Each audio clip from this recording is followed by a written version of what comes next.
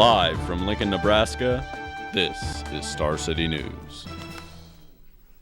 Good evening. Welcome to Star City News. I'm Emily Younger. And I'm Nathaniel Perlow. Here are tonight's top stories. We just received top news that Venezuelan President Hugo Chavez has died at age 58 after a 2-year battle with cancer. With the ASUN elections tomorrow, we go to TJ Henning live in the newsroom. Thanks, Emily. With the election tomorrow, people involved in the ASUN hope to see voter turnout for their election.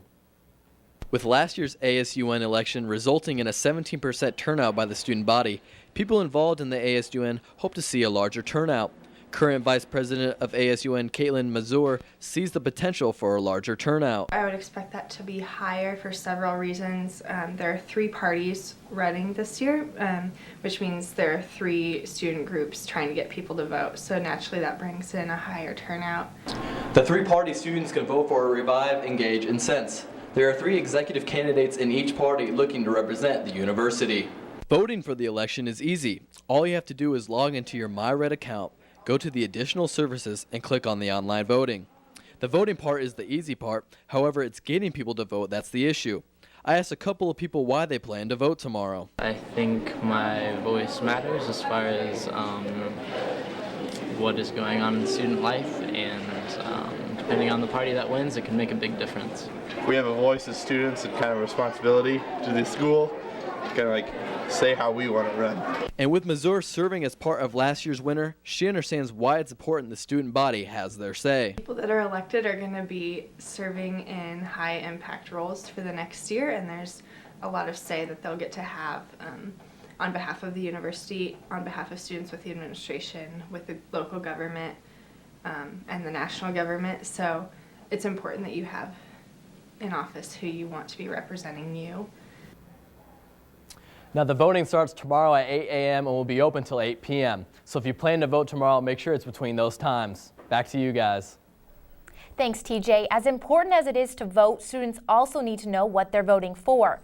One major issue is the privatization of the healthcare center. And we go live to Star City's Jake Sorensen with the details. Jake? Thanks, guys. The UNL Health Center, as we know, will rely on the votes of students tomorrow, whether they know what they're voting for or not.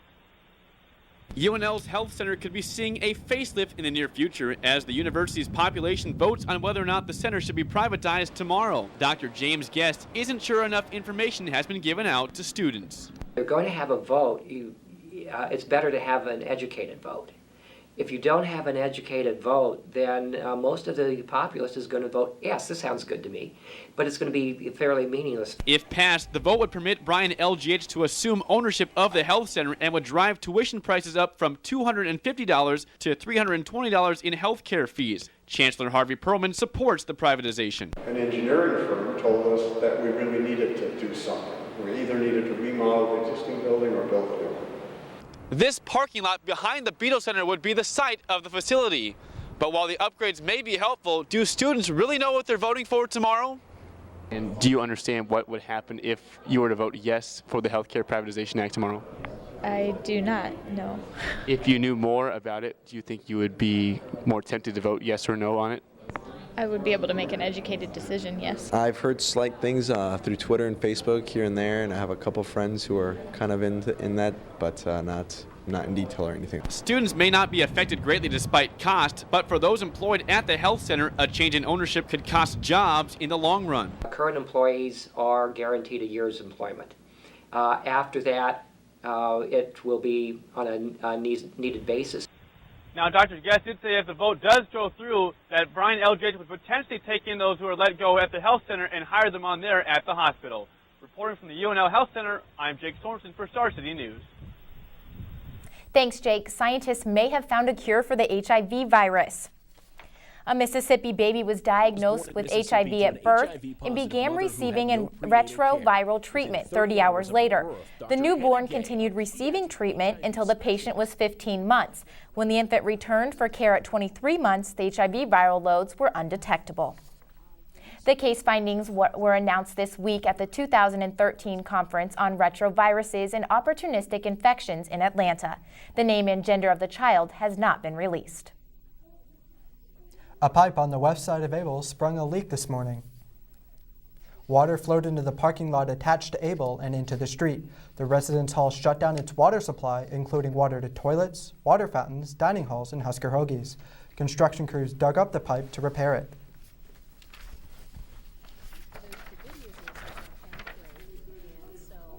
It's going to take some time to go ahead and splice the repair pipe into place. And then, from there, there's a little bit of mechanical work that has to be done to flush some pipes and make sure that everything refills properly. So I'm told at this point we're thinking a couple more hours beyond now. Crews are continuing work to fix the problem. Weary motorists have a reason to smile today. Lincoln gas prices are declining after rising for 33 of the last 37 days. With an average of $3.72 for regular gas in Lincoln, some places like Casey's General Store are offering prices as low as $3.69. According to GasBuddy.com, a decrease in oil prices is helping lower gas prices in the United States. One Lincoln robber was caught stealing a woman's underwear. We'll have that story and more right after this commercial break.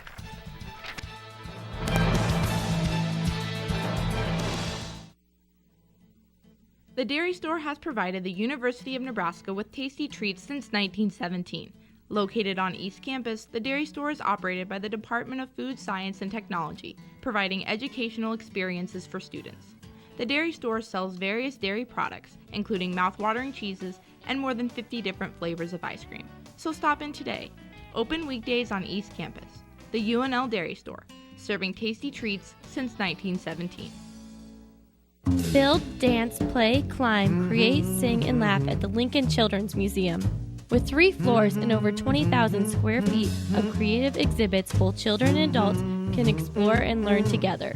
Located at 1420 P Street in downtown, the Lincoln Children's Museum is open 6 days a week and is a perfect place for birthdays and children's parties.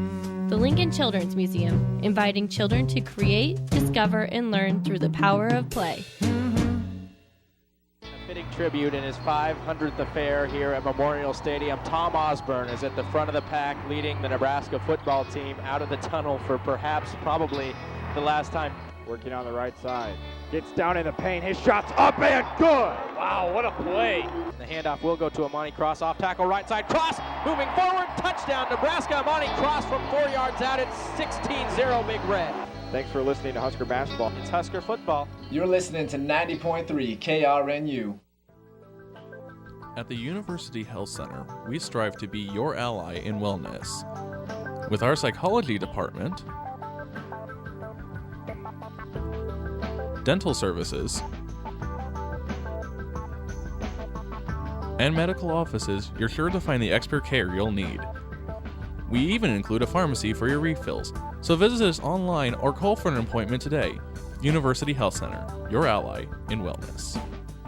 Welcome back to Star City News. UNL is hosting a panel discussion on gun violence called Point Blank in light of the national debate on gun control. Journalism and Mass Communications professor Joe Starita is spearheading the conversation. We are going to bring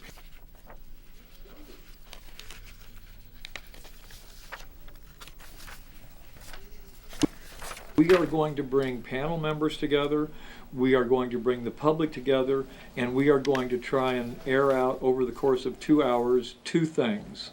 Why does America have a gun violence problem, and what are some potential solutions to that? The free event is open to the public and will be held in the Nebraska Union Auditorium tonight at 7 p.m. Nebraska lawmakers are busy trying to comply with a U.S. Supreme Court ruling that says states can no longer automatically lock up juvenile murderers for life. Some of those young inmates must have the opportunity to go free. Star City's Camilla Ortiz looks at this challenge and the ruling and those challenges, what they have on the state, inmates, and their victims.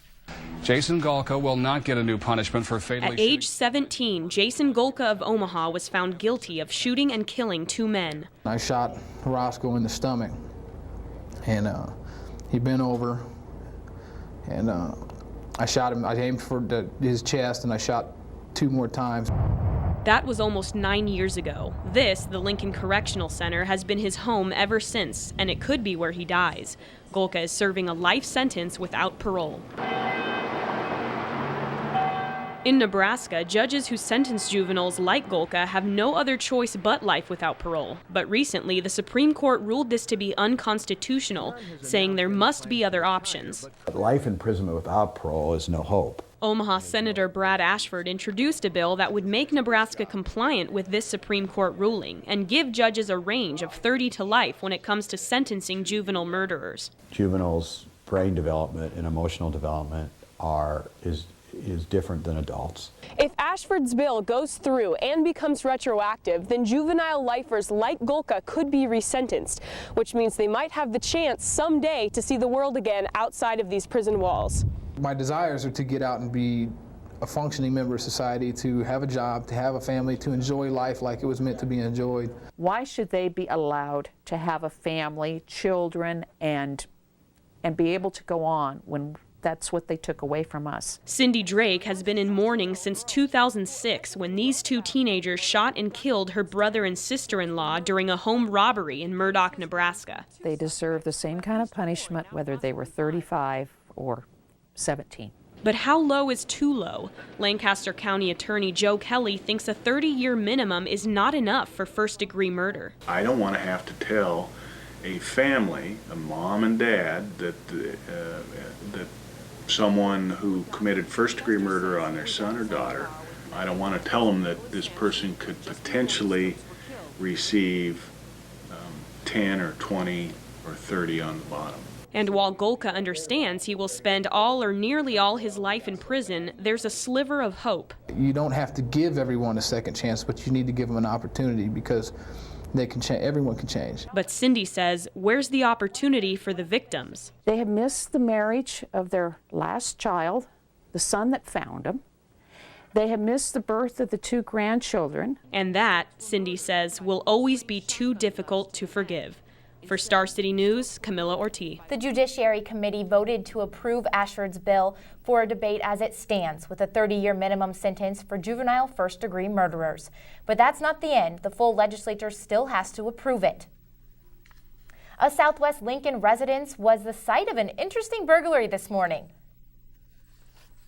A house sitter called Lincoln police around 6 a.m. after seeing an unfamiliar car in the driveway of the home. Police found 35-year-old Isaiah Martinez inside. Martinez broke a back window of the house, climbed in, and stole 2 pair of women's underwear. Police officials say Martinez was potentially on narcotics at the time of the break-in. He also has a history of DUI, trespassing, and disturbing the peace. And police say he was... A Nebraska state senator is working on passing a bill that would increase the excise tax on beer by 5 cents. Senator Al Davis said the money raised by the extra tax will be put towards state patrol and county law enforcement agencies. Nebraska already had a higher beer tax than any of its surrounding states. Opposers to the bill say another 5 cents would stunt brewing in Nebraska. Of course, raising taxes at any level is not generally received well publicly, but Davis looked at the tax in a different manner. So I'd like to call this a user fee. That's what I really think it is, because if you don't drink beer, you don't have to pay it. David said the tax increase would generate about $2.3 million in the next 2 years. Here's something to smile about. Lincoln is ranked the happiest city in America according to Gallup Healthway's Wellbeing Index. The capital city topped 188 other metropolitan areas in the 2012 survey calculated from scores in elements that make for a good life, like health access to medical care and work satisfaction. The Gallup interviewed about 350,000 Americans aged 18 and older. Nebraska was ranked 7th among states, 1 spot higher than they were ranked in 2011, while Omaha came in 27th in the metropolitan category. The Dow Jones Industrial Average closed at an all-time high today. The surge was fueled by China's positive economic growth objectives and a jump in European retail sales. The market is also benefiting with economic stimulus from the Federal Reserve and other global central banks. The Dow smashed the previous record set on October 9, 2007, when it closed this afternoon at $14,253.77. Monday marked the National Weather Service Preparedness Week. Here's Chief Meteorologist Ben Dorenbach with how to prepare for the upcoming severe weather season. Spring has not sprung just yet, but the meteorological season that historically produces the most severe weather is upon us. And the National Weather Service is urging citizens to take the proper precautions for such severe weather. It is National Severe Weather Preparedness Week this week, and members of both NOAA and FEMA are encouraging citizens to start making plans of their own for when that tornado siren sounds. When planning for a severe weather event, be sure to designate a place in the lowest level of your home or business with no windows or glass doors. Prepare an emergency kit to put in that place of shelter, and keep informed on the most recent weather alerts for your area. While spring is considered the height of severe weather season, dangerous weather occurs in every month of the year and in all 50 states. That is why it is important that residents of a town in the path of a storm are aware of oncoming danger. Weather radios can be bought at your local grocery store that transmit a radio signal when severe weather information is being relayed. There is also an alert text message transmitted by cell towers and emergency management that cell phone users can receive without even having to download an app. And when preparing one of these emergency kits, be sure to include a battery-powered flashlight, some non-perishable food items, and some pillows and blankets.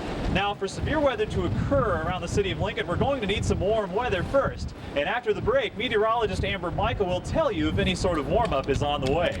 For Star City News, I'm Chief Meteorologist Ben Dornbach. Stay tuned for more news and weather after these messages. Don't miss out on Coffee and Conversation in the community. Coffee and Conversation takes place on the third Sunday of every month at 1 o'clock p.m. at the Mary Reitma Ross Media Arts Center. Come watch a renowned documentary and join in on the discussion with your neighbors. Coffee and Conversation is free and open to the public. Check out our website at netnebraska.org/engage and follow us on Facebook. Join us at the Ross every third Sunday at 1. The Nebraska Sports Council invites you to take part in a 6-week challenge that will motivate families to adopt healthier lifestyles. The Nebraska Sports Council and Clarity have helped Americans lose more than 280,000 pounds and log more than 3.5 million hours of activity. Go to livewellchallenge.com to register and take part in the Live Well Family Challenge. Join the effort today. Outside right now, but it looks like Lincoln will have warmer temperatures from here on out. That's right. I cannot wait for winter to be over. Meteorologist Amber Michael is here to tell us when we can expect some warmer temperatures.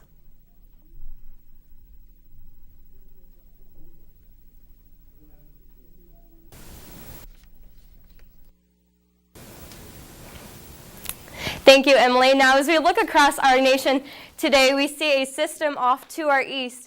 Now, if you're ready for spring like I am, now this system, the good news is this system will not be dumping any snow off in our area. Looking at the current temperatures for our area, a little bit cooler, 31 here in Lincoln, 31 also in Hastings, and a 39 off in North Platte today. For your overnight lows, a little bit chilly as those clouds clear out tonight. 16 here in the capital city, 19 down in Concordia, and also 16 to the north in Valentine and North Platte. Going into our highs for tomorrow, 38 for Lincoln tomorrow, 36 in Hastings, and look at that, 45 is expected in Valentine. For this evening, we are expecting 29 for your temperature, and mostly clear as those clouds do clear out, and the winds are decreasing, so you won't see those gusting winds up to the 40 miles per hour that we saw this morning. Tonight, we will see a temperature of 16 degrees. Again, mostly clear skies, a bit colder, and those winds of 5 to 10 miles per hour, gusting at around 28 miles per hour. Going into tomorrow, 38 is expected for your high.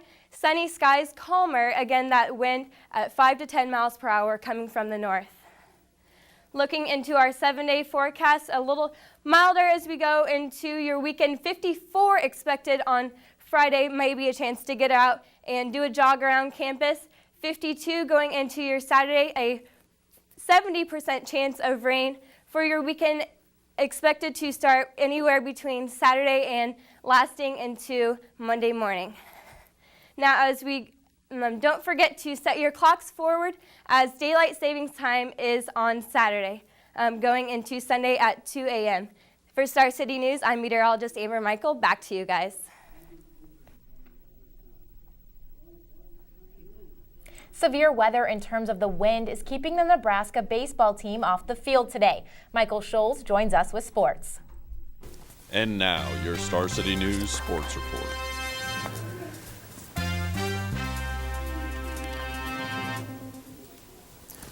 Good evening, sports fans. The Nebraska baseball team will have to wait a little bit longer to get back onto the diamond following back-to-back wins against New Mexico last weekend.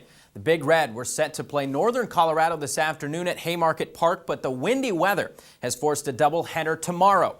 Aaron Bummer will take the mound for the first game of the Twin Bill. That's at 12:05. The second game is set to follow. The Nebraska sand volleyball team is rated 9th in the AVCA preseason poll despite being yet to play a game. They're the only Big Ten team in the top 10. And with a look at Nebraska's newest sport and their upcoming schedule, here's Star City's Lanny Holstein.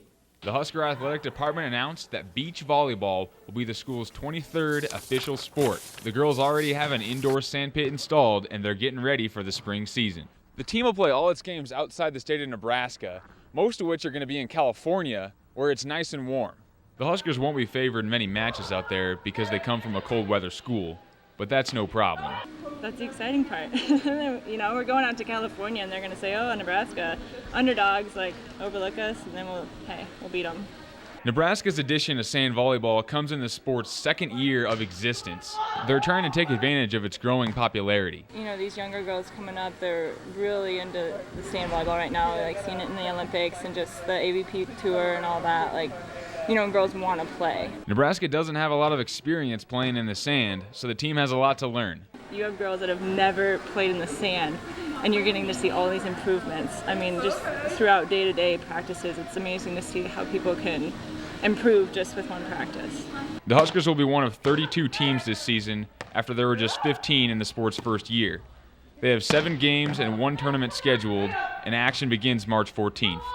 For Star City News, I'm Lanny Holstein. Tim Miles was the big story this offseason for Nebraska basketball, but on the court, it's been women's coach Connie Yori stealing the show.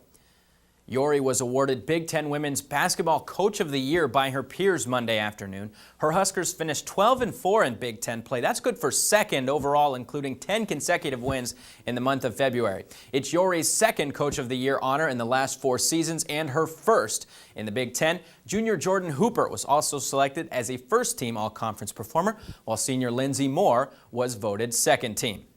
And 6,103,987. That's the number of fans that have watched the Nebraska men's basketball team play at the Bob Devaney Sports Center since it opened 37 years ago. It all comes to an end tomorrow night as the Huskers host Minnesota for the final basketball game ever at the Bob. It's a historic night. You know, Devaney's been a great home for Husker basketball for a long time. We want to do our part and send it out a winner. That's it from the sports desk. Back to Nathaniel and Emily. University of Nebraska Chancellor Harvey Perlman is making a splash on YouTube. Ryan Pritchard will have that story and more coming up in social media. You're watching Star City News live at 5.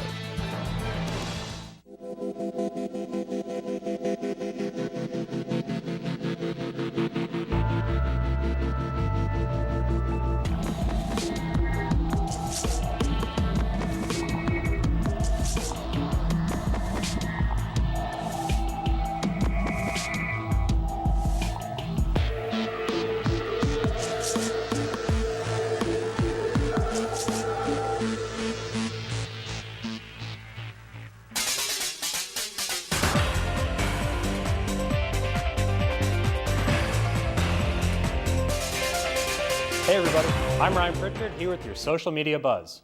There's a new craze on UNL campus, but this time, students aren't starting it. Chancellor Harvey Perlman has found a way to connect with students in a creative way. Perlman plans to release a video a day all the way up until March 22nd. The videos have created a large following in the Twitter sphere, and now Perlman's followers are responding. @Cam2009 said, quote, "Operation Make Our Chancellor Seem Less Like a Sith Lord, now with more Kevin Bacon. #Pearls of Knowledge." End quote. You can check out all of Perlman's videos at pearlsofknowledge.unl.edu. I've been thinking. Time to study. YOLO. No, that's not how it works. You should apply for scholarships. YOLO. No, that's still not right. It's like, hey, I'm going to skip class and get a tattoo. YOLO. Well, you say it before you're going to do something dumb. This phrase is stupid. 15 Australian gold miners will have to tell their future employers they were fired all because they danced in a mine. The miners did the Harlem Shake while on the clock, and Agnew gold mine representatives said the employees were fired because the stunt was deemed a safety hazard and was a breach of the mine's core values of safety, integrity, and excellence. As if the threat to losing your job isn't enough, what if the Harlem Shake is mistaken for an act of terrorism? That's what former director of the FAA's Office of Accident Investigation is calling Frontier Airlines' Harlem Shake, saying it could be used as a ruse by terrorists. The FAA is currently investigating the Harlem Shake at 30,000 feet. Bo Pelini finally got in on the Harlem Shake action. Turns out, Pelini has some moves that would make even the best dancers jealous. Check out the link on our Facebook page, facebook.com/StarCityNewsUNL, and tell us what you think of Pelini's shake. As if juggling isn't hard enough, try solving a Rubik's Cube at the same time. Sir Ravi the Juggler did just that, and his video is blowing up on YouTube, gaining over 3.8 million views in about 5 days. And that's it for your social media buzz. Be sure to like us on Facebook and follow us on Twitter at UNL Star City News. I'm Ryan Pritchard, back to Emily and Nathaniel in the studio.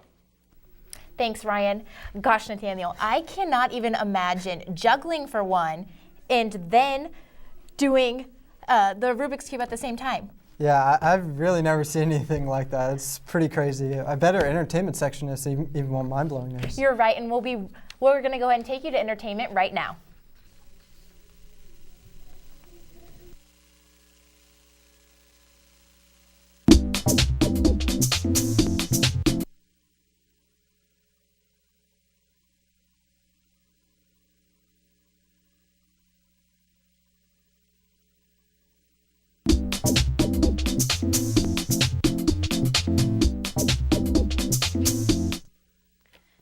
Star City viewers, I'm Jordan Raver, and this is Star City Entertainment. Carly Rae Jepsen, along with the musical group Train, has pulled out of appearing at the annual National Scout Jamboree this summer in support of a petition started by gay Eagle Scout Derek Nance.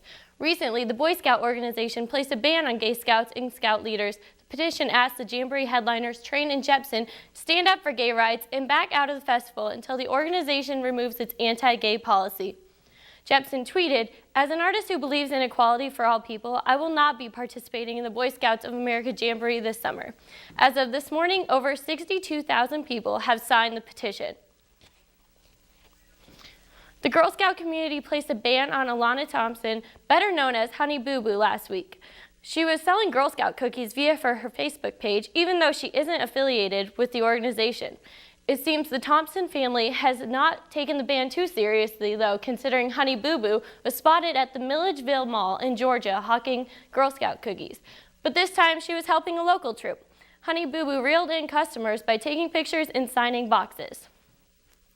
Press photos released Sunday introduced the new judges of America's Got Talent. Mel B of Spice Girls fame and model Heidi Klum both tweeted how excited they were to join the cast. Auditions and filming began yesterday in New Orleans, but Mel B did not get a warm welcome. After telling a popular brass band that she did not like their music, the audience turned on her and shouted things like, "Go home" and "No respect." Amanda Valentine appeared Friday night as a guest MC at the Omaha Fashion Week. Valentine is a Nebraska native and is currently competing to become the next winner of Project Runway. Valentine started the show by presenting a mini collection of her own, using elements fans of Project Runway would recognize, both prints and fringe. And that's all for entertainment. Back to you guys in the studio. Thanks, Jordan, and that's the end of our show tonight. I'm Emily Younger. And I'm Nathaniel Perlow. Thanks for tuning in. Have a good evening.